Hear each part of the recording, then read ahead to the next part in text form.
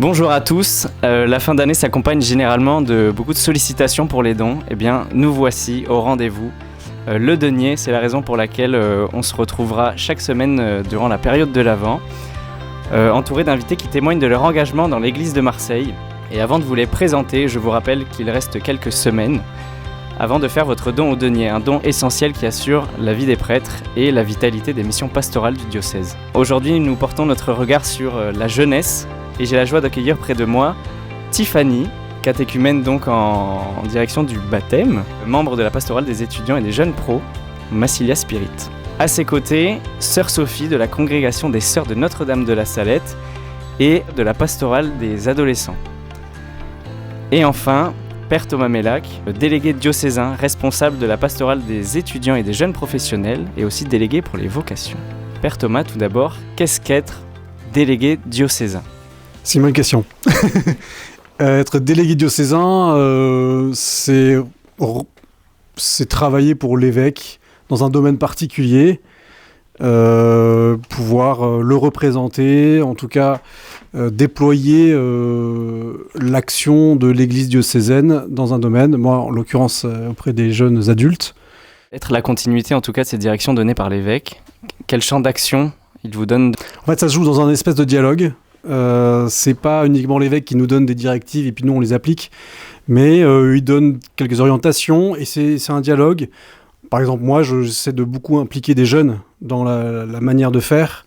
Vous en avez une là, il y en a plein de jeunes qui sont impliqués, pour que ça puisse partir aussi de leurs attentes, de leur manière de voir le monde.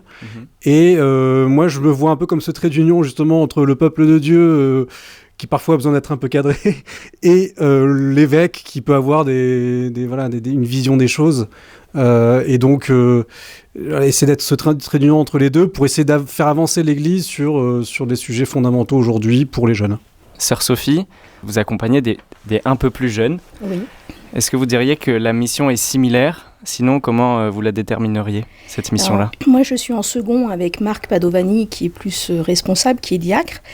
Nous, notre responsabilité, elle est un petit peu différente dans le sens où on a affaire à des mineurs. Donc, ils sont accompagnés par des accompagnateurs, des aumôniers, soit qui sont en lien avec les aumôneries paroissiales, soit les aumôneries d'enseignement public, soit des mouvements comme le scoutisme, le MEJ, etc., des œuvres de jeunesse. Et donc, notre mission consiste à aller rejoindre chaque groupe, à aller à leur rencontre, les soutenir dans leur mission, leur proposer des formations aux animateurs, leur proposer des temps forts, parce qu'il y a des petites aumôneries qui n'ont pas forcément beaucoup de capacité pour pouvoir vivre des choses à plusieurs. Et d'ailleurs, à Rome, là, nous étions 118, et il y a des paroisses où on avait 1 ou 2 représentants de paroisse. Et ces jeunes très motivés ont pu retrouver d'autres jeunes et vivre un temps fort à une échelle beaucoup plus large. Donc il y a à la fois l'accompagnement des jeunes sur des temps forts, sur les sacrements aussi, la préparation du catéchuménat et la préparation au baptême, la préparation à la première communion et à la confirmation, les liens avec l'enseignement catholique, les différents groupes et mouvements. Ok. Donc il y a les formations aussi qui sont régulièrement données pour aider et accompagner sur le plan pédagogique et théologique les accompagnateurs. Et Tiffany, justement, moi, je suis en train de me dire, dans tout ce panel de propositions, le chemin du catéchuménat, quand il commence, de quoi a-t-on besoin ? On a besoin déjà de comprendre que c'est le bon moment et de se diriger au bon endroit. Donc pour ma part, je suis passée par le diocèse de Marseille parce que je ne savais pas du tout où il fallait que j'aille. Et on m'a informé qu'il existait la paroisse de Notre-Dame-du-Mont, qui est une pastorale des jeunes et des jeunes pros et des étudiants. Et ça a été très facile de rencontrer le Père Thomas, qui a été très accueillant, ainsi que tout le peuple de Dieu, tous les jeunes que j'ai rencontrés, qui ont été sur mon chemin. On m'a mis en lien avec une accompagnatrice. Et voilà, et ça se fait très bien. Il y a un accompagnement qui est bien et c'est fort. Justement, Père Thomas, quand quelqu'un toque à la porte comme ça de l'église, à la recherche de quelque chose, peut-être on ne sait pas trop. Comment on répond à ces besoins-là ? C'est une des questions fondamentales d'aujourd'hui, parce que à Marseille, comme en France, partout en France, on a un raz-de-marée encore plus grand que l'an dernier en termes de demandes. Et de demandes très diverses. Bon, bien sûr, les catéchumènes, c'est soit ceux qui vont vers le baptême, enfin vers les 3 sacrements, baptême, première communion et confirmation, soit ceux qui sont déjà baptisés, ils vont vers la confirmation, ou parfois vers la première communion. Donc déjà, on essaie d'accueillir et d'essayer de voir ce que les jeunes ont dans le cœur, dans la tête aussi, ce qu'ils connaissent sur la foi. Par exemple, pour ceux qui se préparent à la confirmation, il y en a qui ne savent plus rien de la foi et qui pourtant se sentent appelés par Dieu. Et ça, c'est incroyable et c'est magnifique. Et puis certains, on a l'impression qu'ils ont juste oublié en fait, de faire leur confirmation et ils ont une vie chrétienne quasiment normale déjà. Donc on a toutes sortes de profils. Moi, je dirais qu'il faut de l'adaptabilité. Voilà. Savoir qui on a devant soi et quels sont les besoins des personnes. Et j'avoue que la réponse à votre question, c'est pour l'instant, moi je me sens dépassé, complètement dépassé. C'est en fait, oui. Le nombre fait que il faut un certain nombre d'accompagnateurs, il faut un certain nombre aussi de formations pour les accompagnateurs, il faut aussi un certain nombre de choses adaptables aux personnes, qui fait que c'est à la fois hyper réjouissant, et en même temps c'est un défi énorme. Au niveau des adolescents, quel projet par exemple vous avez vécu récemment ? Qu'est-ce que vous avez porté avec eux récemment ? Nous avons eu la joie de pouvoir partir à Rome avec les lycéens dans l'objectif de les ouvrir à la dynamique universelle de l'Église universelle. Donc ça fait plusieurs années qu'on essaie de permettre à chaque groupe de s'ouvrir à la dimension diocésaine avec l'appel décisif pour les lycéens, avec les temps forts pour les collégiens et lycéens comme le temps fort de la Chandeleur, avec l'invitation à la messe chrismale, le pèlerinage à Lourdes également. Et on a profité de cette dimension du jubilé de cette année pour faire un pas de plus et ouvrir les plus grands à une dynamique plus universelle, pour comprendre ce qu'est l'Église catholique à partir de Rome, leur faire découvrir aussi cette Église de martyrs, etc. Et en fait, ça a été un événement, on a vécu 4 jours extraordinaires avec des jeunes qui étaient très touchants dans leur démarche et je crois qu'ils ont été transformés tout au long de ces 4 jours. La rencontre avec l'archevêque a été un très très grand moment. Donc il y avait 120 jeunes de l'enseignement catholique et 118 de la Pasto des ados. Et il s'est retrouvé face à ces 240 jeunes et accompagnateurs. Et ça a été une soirée extraordinaire avec des questions profondes, une recherche dans leur vie, des questions aussi sur le sens de leur vie. Et voilà, moi, ce sont des moments qui aussi sont nourrissants pour nous en tant qu'accompagnateurs. Ouais. C'est pas que les jeunes qui vivent quelque chose de fort, mais nous aussi, en étant auprès d'eux, avec leurs questions, ils nous aident à grandir et à approfondir des choses.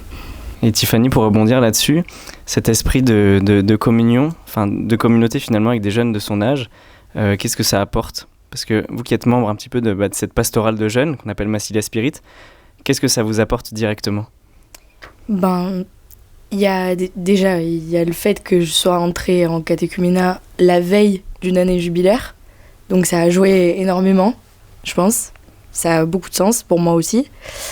Et au niveau des rencontres qu'on fait au sein de Massilia Spirit, c'est des rencontres spirituelles. C'est des rencontres quand on se retrouve avec le Père Thomas qui décide un accompagnateur pour nous. Il a tout cerné. Donc on a un accompagnement, mais c'est vrai, on a un accompagnement qui est top et il y a des services au-delà de ça d'écoute en fait, de 24 heures sur 24, 7 jours sur 7 de la part des jeunes qui sont là, qui sont autour de l'église et dès qu'on a besoin de réfléchir sur un sujet ou de mettre en place des choses, et il y a notamment Laure qui s'occupe des catéchumènes, qui est disponible aussi. Moi, ce qui me touche le plus en accompagnant des jeunes, c'est de voir leur propre créativité. C'est leur propre énergie, enfin leur propre sa créativité. Et c'est pour ça que je me vois plus comme quelqu'un qui essaie de canaliser des énergies plutôt que d'en donner. Et donc, c'est un peu ça mon rôle, je pense. Et Et c'est magnifique de voir le week-end qu'on a vécu ce week-end à Notre-Dame-du-Lot, qui était un événement aussi de la pastorale des jeunes, mais au niveau de la province, donc de toute la région sud-est, l'a bien montré. Je n'ai quasiment rien fait d'un point de vue logistique, etc. C'est que des jeunes, en particulier un jeune qui a beaucoup porté, et tout s'est extrêmement bien passé. Et moi, je pouvais jouer mon rôle aussi de prêtre, d'accompagnateur, de confesseur. Donc voilà, j'accompagne un mouvement, je canalise des énergies, mais parce qu'en fait, Dieu travaille les cœurs. C'est ça aussi ce que nous dit les catéchumènes, hein. C'est qu'en fait, c'est pas nous qui semons. Enfin, on sème, mais d'un coup, ça revient par-ci, par-là, par la force de l'Esprit Saint. Et nous, je pense qu'il faut qu'on puisse faire grandir la force de l'accueil et de l'accompagnement. Voilà, c'est ça les mots un peu clés, hein. Accueillir ce qu'a fait l'Esprit Saint chez ces jeunes, les accompagner pour le faire grandir. On arrose, quoi. On essaie de faire grandir, on prend soin. Mais comme dit saint Paul, c'est un autre qui fait grandir, c'est Dieu. Un souvenir un peu épicé de votre engagement, de votre pas, qui a pu peut-être être un moment charnière d'ailleurs de votre parcours. Moi, je crois que j'ai eu la chance d'avoir des accompagnateurs quand j'étais ado qui étaient très présents, une grande disponibilité. Et du coup, ils m'ont donné ce goût d'une présence fraternelle et heureuse à leur côté. Et je rends grâce pour ça. Voilà. Si aujourd'hui je peux me donner, c'est parce que j'ai aussi beaucoup reçu. Moi, je voudrais partager un petit fun fact. Dans mon parcours en catéchuménat, je me suis retrouvée à la salle royale au Vatican avec le père Thomas, à serrer la main du pape qui rencontrait pour la première fois les catéchumènes. Et là, tu te dis, tu es au bon endroit au bon moment. Voilà. Et ça m'a porté. L'année jubilaire, elle m'a apporté et elle m'a porté. C'est très beau. Père Thomas, peut-être. Non, mais bon, moi j'ai une image qui me marque en ce moment, c'est cette place du dimanche soir à Notre-Dame-du-Mont, voilà, une église remplie de jeunes qui prient et qui sont profondément en prière, et sans forcément qu'on fasse grand-chose, et de voir comment le Seigneur attire, comment c'est lui qui attire les jeunes auprès de lui, quoi. À l'heure d'aujourd'hui, les jeunes, même les ados, font l'expérience de Dieu. C'est bien au-delà d'une découverte de Dieu à travers de la catéchèse et des leçons. Ils font l'expérience de Dieu dans leur vie, ça les marque et ils ont envie de mieux connaître Jésus. Et je vous remercie d'avoir aussi incarné à votre manière un denier au service, voilà, d'une église vivante. Et je vous le rappelle, le don en tout cas permet le traitement des prêtres et la réalisation des différentes missions pastorales de notre diocèse. Et pour y contribuer, rendez-vous du coup sur le site du diocèse à l'adresse diocèse-du6 marseille.fr/don, où je vous invite à envoyer un chèque à l'ordre de l'association diocésaine de Marseille, 14 place du Colonel Edon, 13 284 Marseille, CEDEX 07. On vous donne rendez-vous la semaine prochaine, qui nous amènera à la rencontre d'invités pleins d'entrain à nous partager leurs témoignages comme vous l'avez fait ce soir. Un grand merci.